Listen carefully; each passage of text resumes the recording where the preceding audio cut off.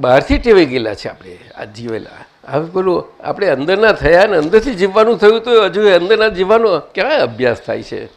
તો આખા દાડામાં થોડો ફ્રી ટાઈમ કાઢીને એટલું તો કરવું જોઈએ કે નહીં? આપણે ડિસ્ટર્બ થયા, સંજોગો એવા આવ્યા, પછી થોડું ફ્રી ટાઈમ મળ્યો એટલે અંદર જવું જોઈએ. અરે આ થયું તેને શોધીએ આપણે ક્યાં ભૂલ છે. ના શોધાય?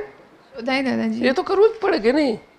માણસને શું છે, ભૂલ જોવા માટે બહુ ટેવાયેલો છે. હા દાદાજી. ખરું કે નહીં? ચોક્કસ. પણ શાનાથી જોવા ટેવાયેલો છે? બીજાની ભૂલોથી, પોતાની નહીં. શાનાથી?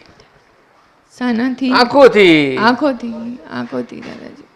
તો વ્યવહાર દ્રષ્ટિની આજ્ઞા મળી તોય આવું? હે? તે કવિરાજનું પદ છે, આંખોનો સદઉપયોગ. બહુ સરસ છે એનું.